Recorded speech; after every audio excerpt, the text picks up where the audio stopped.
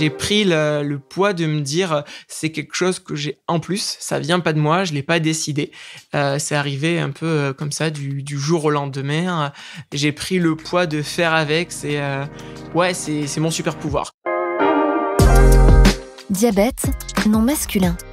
Le diabète est une maladie caractérisée par une hyperglycémie, c'est-à-dire un taux de sucre trop élevé dans le sang.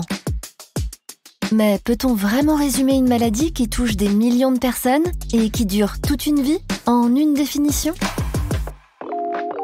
Florian, 26 ans, nous raconte aujourd'hui ce diabète qui le suit depuis l'enfance et comment il a réussi à en faire une force malgré les contraintes. Bienvenue dans Mon diabète à moi, le podcast qui donne la parole aux jeunes diabétiques. Comment est-ce que mon diabète a été diagnostiqué ? Donc moi j'étais encore nourrisson et du coup j'avais 18 mois, donc en fait ça s'est déclenché quand j'étais chez ma nourrice. Enfin c'est comme ça qu'on me l'a raconté par rapport à mes parents. Ma mère étant aide-soignante, du coup ça a pas été forcément compliqué sur le plan du traitement. C'est plutôt elle qui a pris la charge de faire toutes les injections, gérer le plan médical, qui a pris le rôle d'aidante du coup, si on peut parler de ce rôle-là, plus que mon père. En tout cas aussi dans la place et le souvenir que j'en ai. Je revois ma mère en consulte chez le pédiatre, au rendez-vous ou dans tout ce qui était les traitements et les accompagnements au quotidien. Comme je l'ai eu à 18 mois, en fait, j'ai pas eu de découverte où il n'y a pas eu de avant-après, donc je l'ai toujours bien vécu. Après, je sais qu'il y a une période où, du coup, vers mes 8-10 ans, il y a eu un moment où, en fait, j'en avais marre de faire toutes ces piqûres, faire ces dextros. C'était vraiment une charge mentale et ça prenait un poids dans ma vie où je passais de l'enfance à la préadolescence, où j'avais envie de sortir, j'avais envie de manger des gâteaux, des bonbons, d'être libre. Et du coup, en fait, j'ai fait des colonies. Je suis parti 7 fois sur toute ma phase de primaire, collège et lycée. Donc, c'est des colos où on est 60 diabétiques, 30 garçons, 30 filles. Et on met vraiment le diabète de côté. On est dans des dortoirs, on fait du foot, des activités, il y a des soirées. Et en fait, il y a des infirmiers, des pédiatres, des médecins, des animateurs. La plupart des animateurs sont aussi diabétiques. Donc, en fait, c'est cool de se dire quand on est seul en primaire, ok, je suis pas le seul. Comment ça se passe pour toi ? Comment tu le vis au quotidien ? Toi, tu as été peut-être diagnostiqué à 10 ans. Est-ce que tu le vis bien ? Est-ce que tu le vis mal ? Et c'est là aussi où, du coup, j'ai appris à gérer les sorties, le sport, tout ce qui va être les soirées par rapport à l'alcool, la prévention, la nourriture, toute la phase prépubertaire, la sexualité. Moi, maintenant, je suis sous pompe et insuline, donc c'est aussi du matériel en plus, c'est présent sur la peau. Et du coup, voilà, comment on fait, comment on l'assume, comment on en parle à l'autre. Et ça m'a beaucoup aidé, du coup, dans mon quotidien à l'accepter et du coup, à me dire, ah ouais, je suis pas le seul. Comment ils font les autres ? Et aussi, comment je peux les aider et moi, apporter ma pierre à l'édifice de qu'est-ce qui m'a servi et qu'est-ce qui était plus compliqué.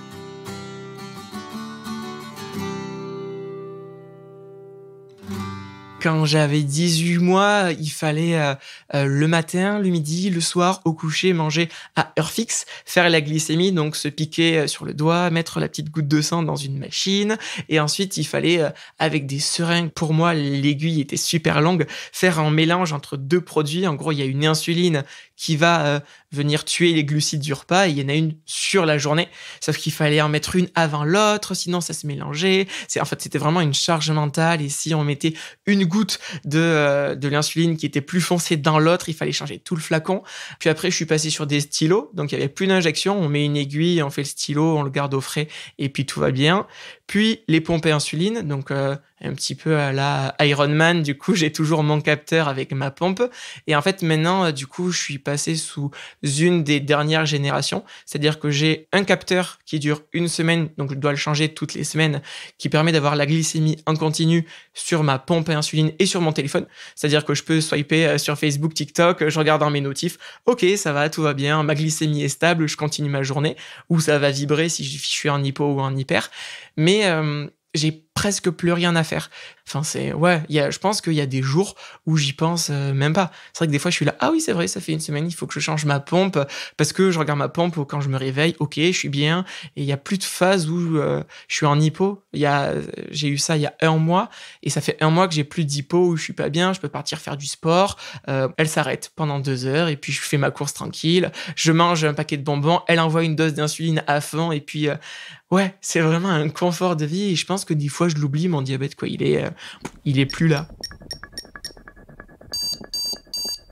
Je pense que si on compare à il y a 30 ou 50 ans, quand on voit les photos des énormes machines qui se trimballaient et d'aujourd'hui, on a, selon les pompes, des tout petits trucs qui sont même pas perceptibles.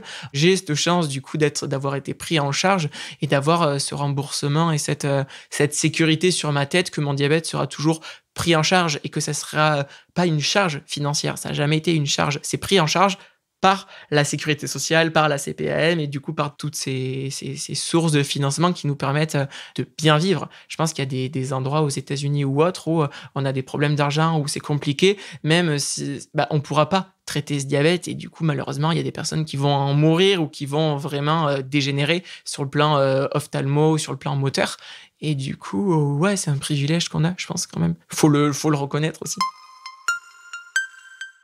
Depuis que j'ai ma pompe et mon cathéter, moi j'aime bien prendre la part de l'humour et je me suis pas mal comparé à Iron Man. Ce côté avec ce truc lumineux qui fait de la musique, qui scintille. En plus, ça peut servir, c'est-à-dire que des fois, je me retrouve à aller aux toilettes dans le noir. Bon, je prends ma pompe, je mets ma lumière pour me repérer. J'ai pas à chercher mon téléphone. C'est un peu ma ligne d'Ariane. J'ai toujours mon fil au bout de moi. Bon, des fois, ça peut s'accrocher aux portes et du coup, on se casse la margoulette.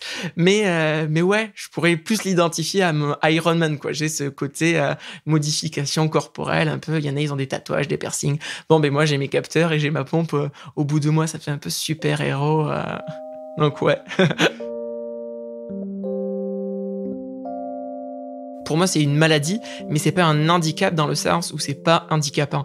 Je pense que c'est peut-être plus handicapant pour quelqu'un d'être daltonien au quotidien ou d'avoir des problèmes de vue ou des acouphènes dans sa vie de tous les jours que mon diabète. Ça me limite pas dans mes transports, ça me limite pas dans ce que je dois manger, dans mes relations sociales. C'est une charge mentale en plus. Donc c'est dérangeant. Moi, j'ai toujours pu dire, là, ouais, aujourd'hui, ça me saoule. J'en ai marre. Je laisse traîner. Je vais être à 3 grammes toute la journée. Mais c'est arrivé. Je pars à une fête foraine. Mon caté se bouche. J'ai 3 grammes. Tant pis, je vais pas manger de popcorn, mais je vais pas être au top. Je vais le dire à mon conjoint. On va faire l'activité. Et au pire, on rentre plutôt à la maison. On le change et on repart. Moi, j'ai décidé, après, c'est moi, j'ai décidé de l'accepter, de faire avec. C'est un peu mon compagnon de route, mais que j'oublie, quoi. Il est pas là. Je me dis pas tout le temps, je suis diabétique, faut faire attention. C'est avec moi, mais c'est comme les lunettes. Je pense que quand on regarde avec des lunettes, on se dit pas toutes les minutes, j'ai des lunettes, je vois mes branches. Non, c'est que le soir, quand on les enlève, qu'on se dit, ouais, c'est vrai, mais j'ai mes lunettes. Bon, je les remets demain matin et puis la vie continue. Si j'étais pas diabétique, peut-être que j'aurais pas fait toutes ces colonies. C'est cette colonie où j'ai traversé la France, où j'ai fait de la voile, du surf, où on a appris des techniques pour faire des chamallows sans sucre. Ouais, en fait, ça a créé des relations. Et je pense qu'il y a des personnes qui aujourd'hui sont encore avec moi dans le quotidien, avec qui j'ai gardé des bonnes relations. Et je pense que sans ce diabète, ma vie ne serait pas telle qu'elle est. Et du coup, je pourrais pas dire que j'aurais pas voulu qu'il soit là parce que je serais pas la personne que je suis. Je pense que la relation avec ma mère ne serait pas la même. Je serais pas forcément parti dans des études pour être psychomotricien ou partir dans la thérapie parce que j'aurais pas baigné dans le bain médical. Et du coup, j'y avais pas réfléchi, mais je pense que ouais, je suis en partie qui je suis grâce à ce diabète. Mon diabète à moi, un podcast proposé par les organismes d'assurance maladie des Pays de la Loire. Pour plus d'informations, rendez-vous sur amélie.fr.